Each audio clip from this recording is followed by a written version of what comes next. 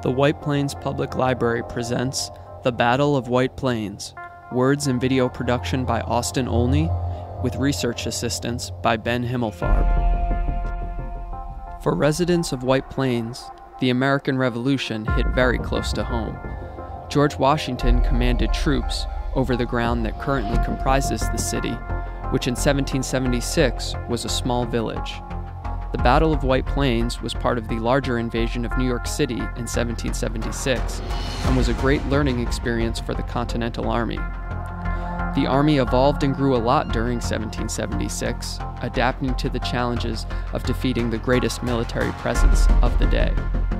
George Washington saw that preventing the British from moving north up the Hudson Valley was crucial to protecting the colonies.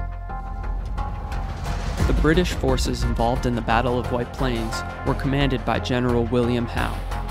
He received orders to stop the insurgency, which was quickly turning into a war. The British soldiers present were professional, many with experience. The Loyalists were colonists who wished to remain under English rule and often fought on the side of the English. Also present were Native American tribes such as the Iroquois.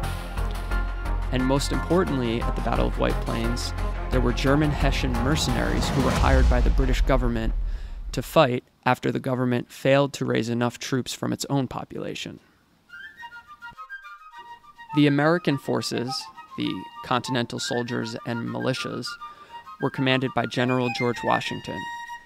Many were untrained, many were simply farmers. Many of the men were either very young or very old. Also present were Native Americans who were allied with the colonists. After the outbreak of the war in 1775, the colonists successfully kicked the British out of Boston. By March 1776, the British were forced to evacuate and sailed to Halifax, Nova Scotia. There, they communicated with England for more troops. Both George Washington and Howe knew that if you controlled New York, you controlled the Hudson River and power of communication throughout the colonies. The British had a grand strategy to break the colonies in half. Washington knew that the British were coming to New York, so he began moving troops to Brooklyn as early as May. He's trying to guess every move the British might make, and this was no small task. Ships were sailing from Halifax, Nova Scotia, and about 45 warships were massing off of Staten Island. Another 350 ships are racing across the Atlantic to join them. There are hundreds of British soldiers on each ship with many cannons. They have the power to fire accurately from a mile away. So the colonials are digging in at Brooklyn Heights, and they have no idea when the British will attack. It's a waiting game. It was during this time that the Declaration of Independence was passed. There was a new notion of independence, and the colonies erupted over this. There were celebrations from patriots all over. So in the meantime, the British land on Staten Island unopposed, and more ships begin arriving from England. 8 days after the Declaration was signed, 2 ships sail up the Hudson River and unleash the power of their guns. New York was shot at in a power show, and George Washington was furious about this. By August, the full armada of British ships were massing off of New York City, and it was just acres and acres of white sail. There were approximately 32,000 British troops preparing to storm the land. After much anticipation, the British landed on Long Island unopposed to begin the Battle of Long Island. So, on August 27th, 15,000 British soldiers are marching towards Brooklyn. And this is the first time fighting would take place in this new war of independence.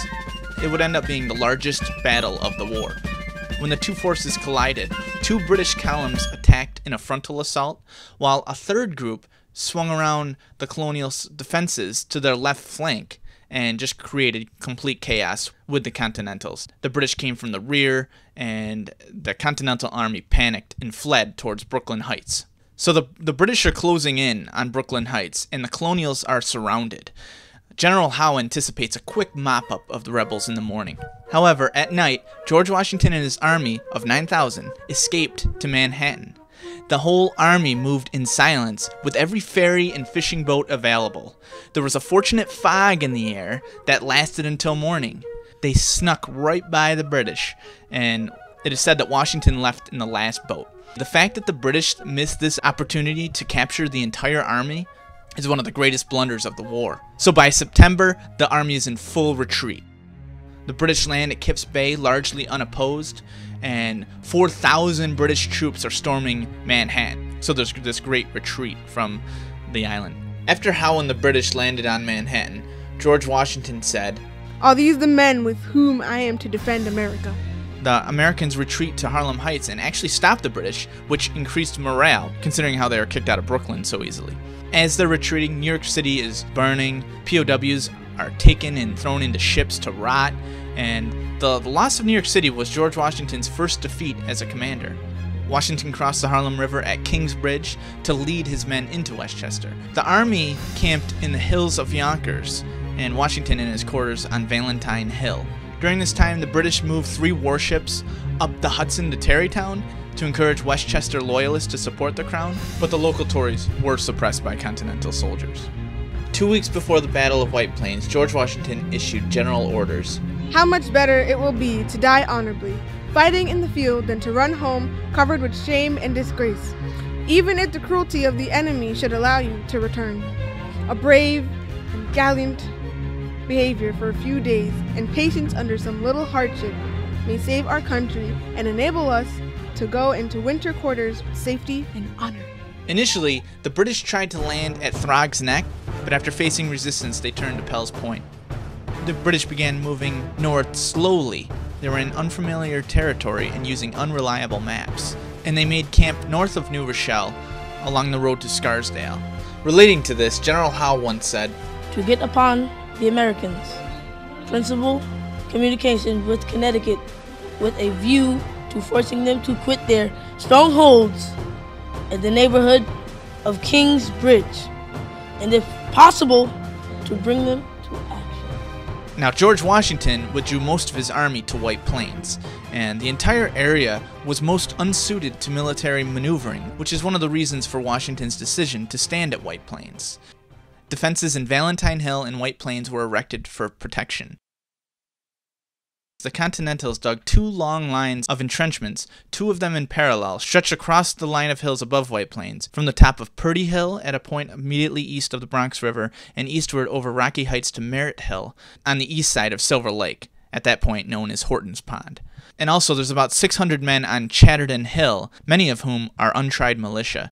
Continental Major General Charles Lee said upon reaching the summit of Chatterton Hill, "Yonder is the ground we ought to occupy." The British move into a position south of Chatterton Hill. They divide into 8 columns, and music from the bands could be heard all over White Plains. And the British decided Chatterton Hill was of strategic importance and must be secured. And eventually 4,000 to 7,000 British and Hessian men stormed the hill in 3 separate divisions. And they were forced back once, and they were forced back again. The 3rd time, Hessian mercenaries moved undercover woods towards the right flank of the defenders in a surprise attack, and all defensive positions were overrun, and soldiers on horseback fought the Americans who didn't even have bayonets, and they fled, so the British occupied the hill. During the battle, a column of British marched down the road to Connecticut, now Lake Street. They were trying to attack the left flank. However, American soldiers lay concealed on the hill and surprised the British by shooting at them with a cannon, pushing them back to their camp. So after this, the British are waiting for attack, and they're delayed by weather, and the Americans move. They have lines that ran from the positions on Merritt and Hatfield Hills, and Mount Misery and Miller Hill in North Castle. The British tried to flank the hills of Miller Hill and Mount Misery by crossing the Bronx River and climbing to Travis Hill. Miller Hill actually looked down on this, and Americans shot cannons down at them where the British retreated, and these were the last shots of the campaign at White Plains.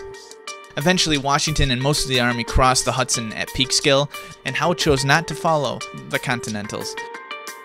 The aftermath of this battle resulted in a baffled Howe returning to New York City, leaving Washington's army still in the field with the glories of Trenton and Princeton just over the horizon.